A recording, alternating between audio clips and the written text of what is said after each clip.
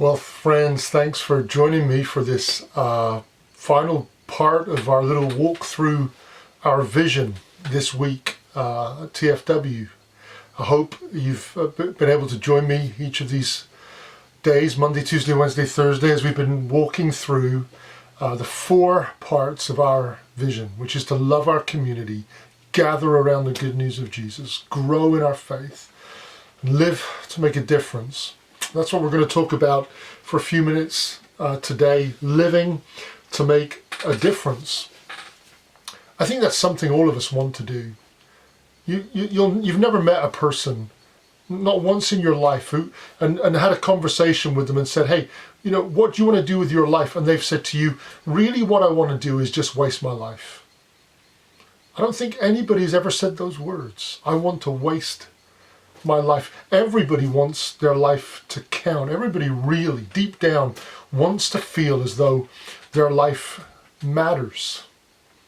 I've just got back this afternoon from taking a funeral today.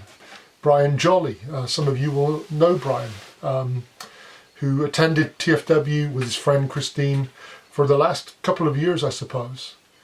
And we did his funeral today, and it was great, and it was nice, and the family said some warm and wonderful things.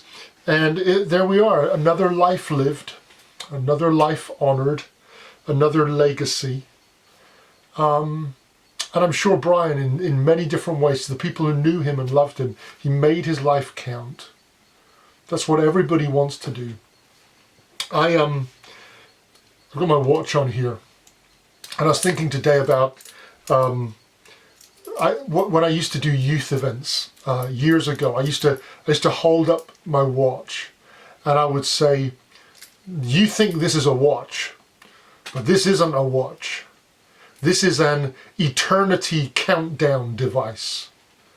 And every second that ticks on this watch, you're another second closer to eternity."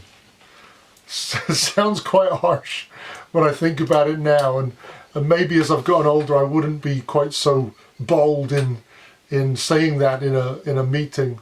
But it is true. Every second that ticks by in our lives, we're closer to the end of our life. We're closer to standing before the one who will judge how we've lived our lives, what we've done with our lives. And I don't want you to feel fearful when I say that. I'm not trying to put pressure on anybody or guilt.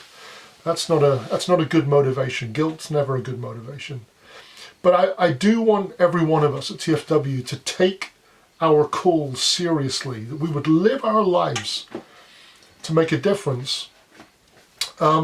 Ephesians chapter 2 verse 10 is one of my favorite verses from the Bible, and I've got it highlighted here. I've highlighted it years ago. It says this: "We are his workmanship, created in Christ Jesus for good works, which God prepared beforehand that we should walk in them." There's so many encouraging things just in that one verse. The idea that we are his workmanship. He's the one who created us. And when he created us with gifts that we can use for his glory.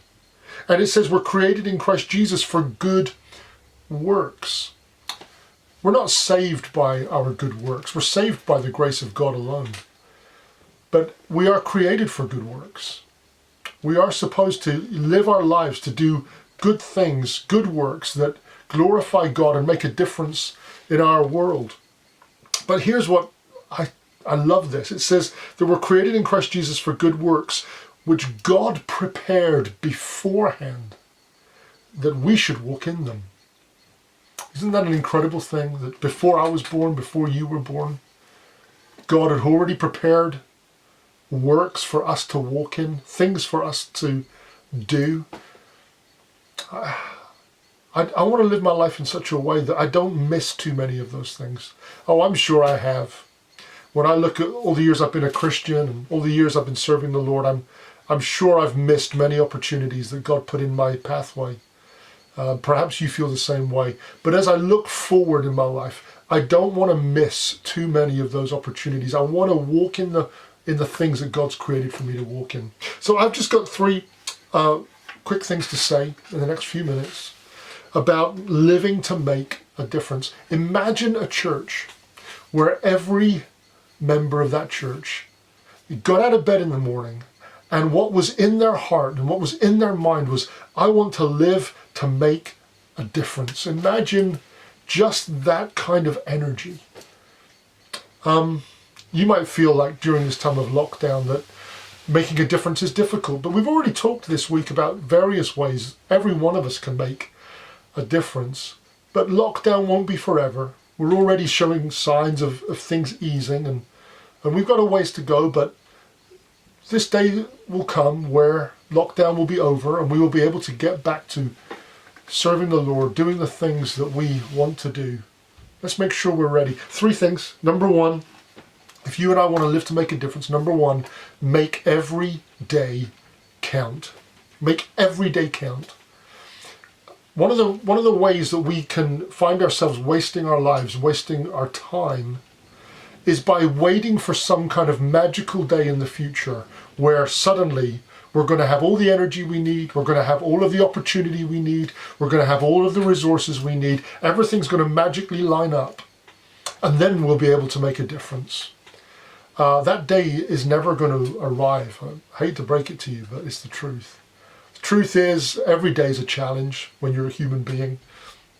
And actually, the people that really make a difference with their lives, they recognize the value of ordinary days.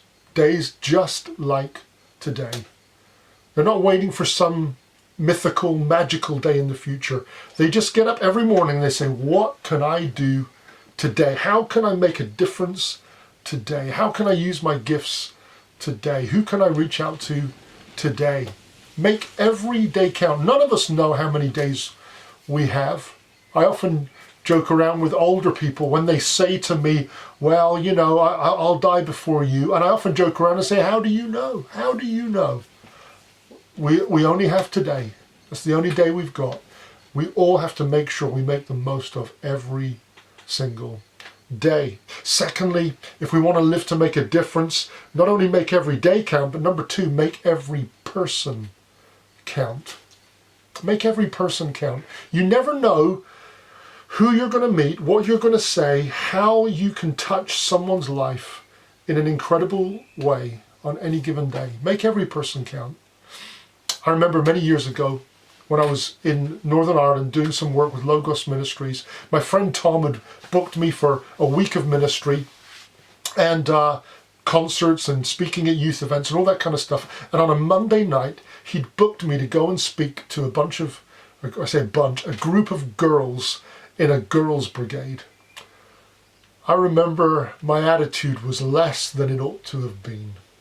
I remember I was tired, we'd had a weekend of ministry, and I really just wanted a night off. I didn't want to go and speak to a group of teenage girls. What am I going to say to a group of teenage girls? When I got to this church with Tom, I don't know, they divided the girls up into different age groups, and the group that I had to speak to, the teenage girls, there may be 8 of them, maybe 10. Small group. I didn't really want to be there that night, and I didn't really know what I was going to say. But I sorted my attitude out just in time and sang my songs and shared a few ideas and did my best and left. We went home. 2 years later, I went back to that same church to speak at a youth event on a Saturday night. And this night it was different. It was packed. There were youth groups that had come and joined and a whole bunch of teenagers there. And we had a great night. Our team were there and we sang and I spoke and we preached the good news and young people made commitments to Christ. It was a great night. At the end of that night, we were packing up the team van and a group of 3 teenagers came out and one of them was quite loud and boisterous and she said, oh, that was really good tonight. I really enjoyed that. I said, oh, I'm glad. She said, yeah, I've only been a Christian for a few weeks. I said, oh, that's great. I said, how did you become a Christian? She said, oh, I went to this big youth event a few weeks ago, and she told me all about it and how she'd given her life to Jesus that night. And so continuing the conversation, I turned to her friend next to her and I said, well, when did you become a Christian? And she told me her story, and she'd been to some other thing and with a friend, and that's how she had become a Christian. And the third girl was on the end, and she was quiet, a little bit more withdrawn. And I said to her, what about you? Are you a Christian? She said, yeah, I'm a Christian.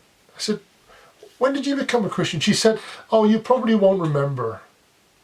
She said, a couple of years ago, you came to our girls' brigade here at the church on a Monday night. And you gave a message, and at the end you said a prayer, and you said if anyone wanted to become a Christian, they should pray the prayer. And that's the night I gave my life to Jesus. Wow. Isn't that crazy? It's a Monday night, ordinary day, ordinary group of girls in a girls' brigade. But for that girl, it was a significant moment. You never know who you're going to touch. You never know. Every day matters, and every person matters. The third thing I want to say is that you have to, if you want to live to make a difference, you have to look at what's in your hand and what's in your heart. Those two things are real clues to how God's going to use you. What's in your hand? In other words, what abilities do you have? How has God made you? How's He shaped you? What are you just pretty good at? It's a big clue to how you can make a difference in the world. We're all so different, aren't we? We talked yesterday about growing in our faith. One of the ways we grow is using the gifts we've been given. But it's certainly how we make a difference in the world. What's in your hand? What is it that you are good at? And then what's in your heart? In other words, what do you have a burden for? What do you care passionately and deeply about? What is it that bothers you? What is it that when you see it, you think somebody ought to do something about that? When what's in your hand lines up with what's in your heart, it's a very powerful combination. Make every day count. Make every person count. Look at what's in your hand and in your heart, and you'll be well on your way to living your life to make a difference. God bless.